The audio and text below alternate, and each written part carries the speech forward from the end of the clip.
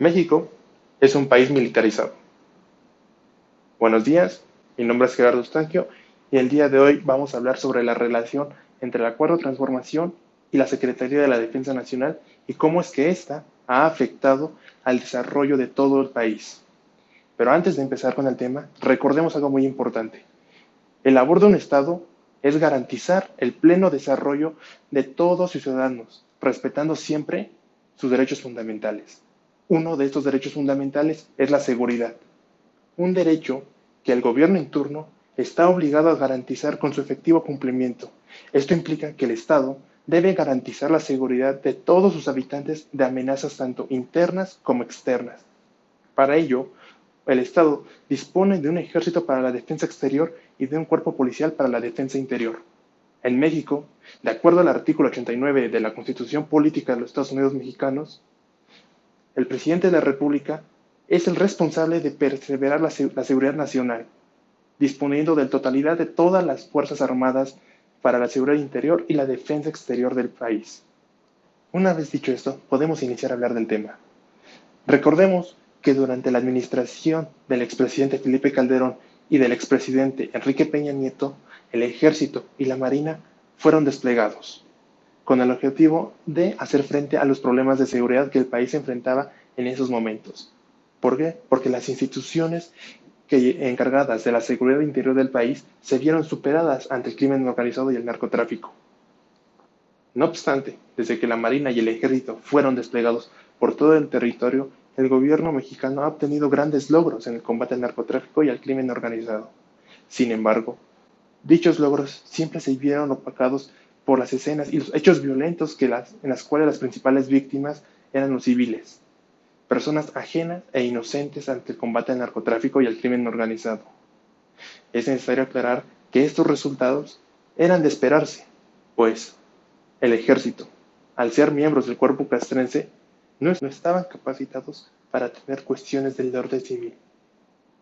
Por consecuencia, a esta falta de capacitación en el ámbito civil por parte de las Fuerzas Armadas, atrajeron diversas críticas hacia su labor, por diversos medios de comunicación, tanto nacionales como internacionales, así como diversas organizaciones y en especialmente por nuestro actual presidente.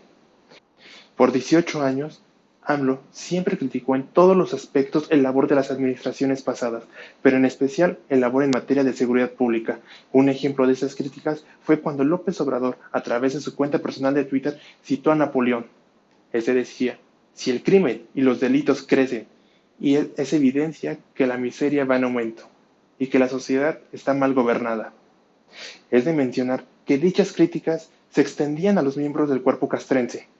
El 9 de febrero del 2017, durante su gira por Nayarit, López Obrador acusó sin una sola prueba alguna que la Marina había masacrado a menores de edad durante la Operación Barcina, en la cual, desde un helicóptero, se abatió al narcotraficante H2.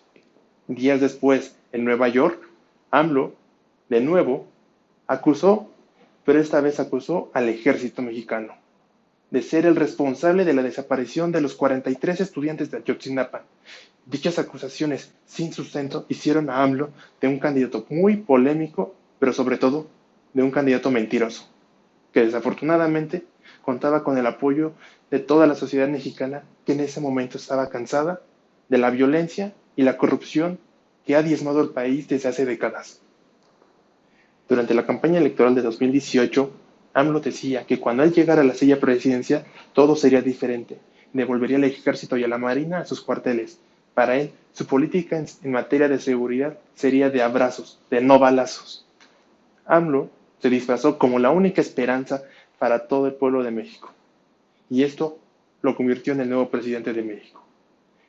Si bien Obrador recibió a un México con un débil pero estable crecimiento económico, también recibió a un México con graves problemas sociales y de seguridad que requerían con urgencia un cambio de estrategia.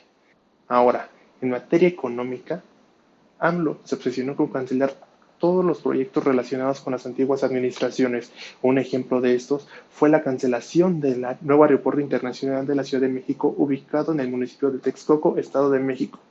Con dicha cancelación, AMLO dio paso para la construcción de su nuevo megaproyecto, el aeropuerto de Santa Lucía.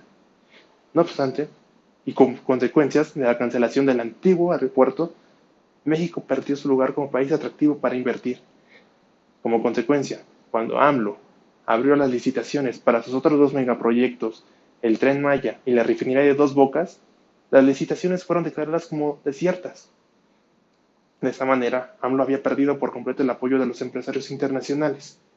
No obstante, AMLO iba a llevar a cabo sus megaproyectos, pero este se apoyó con aquella secretaría que durante varios años criticó.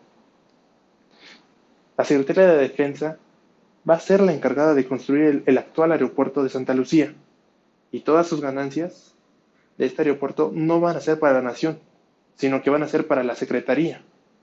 Además, que la Secretaría de la Defensa va a ser la encargada de construir el tramo 6 y 7 del Tren Maya.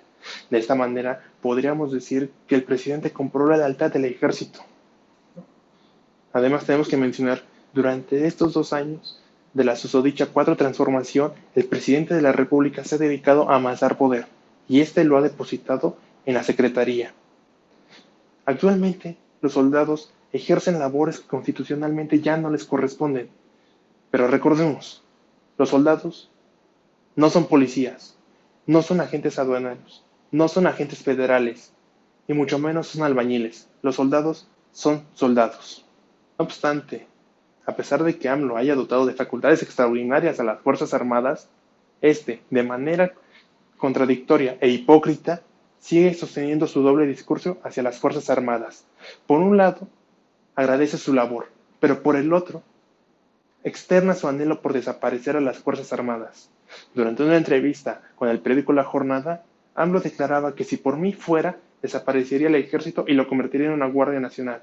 Sin duda, fue una fuerte declaración del presidente de la República hacia las Fuerzas Armadas de México, que han cumplido con su labor de salvaguardar y proteger la soberanía del Estado mexicano desde su creación en 1913.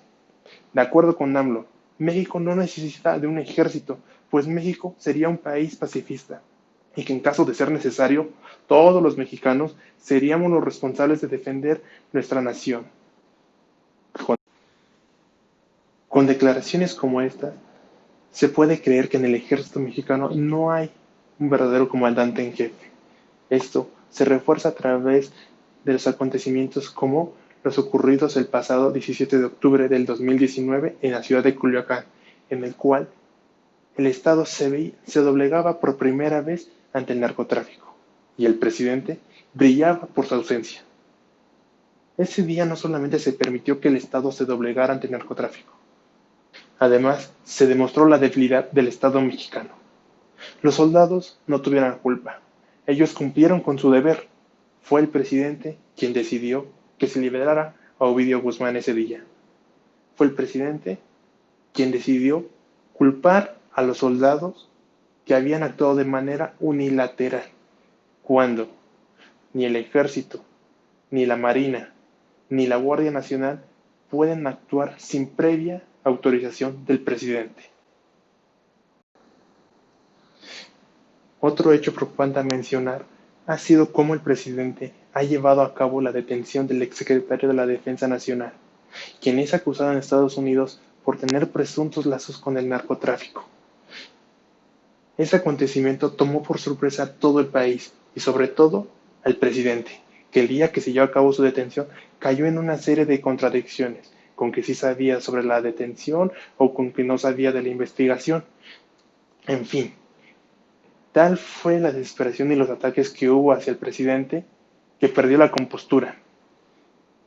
Durante el fin de semana, el presidente declaraba y acusaba a la DEA de también haber participado y de tener lazos con el narcotráfico. Pero bueno, esto no es lo que preocupa, sino lo que preocupa fueron las declaraciones posteriores, en el cual el presidente alababa la culpabilidad del exsecretario.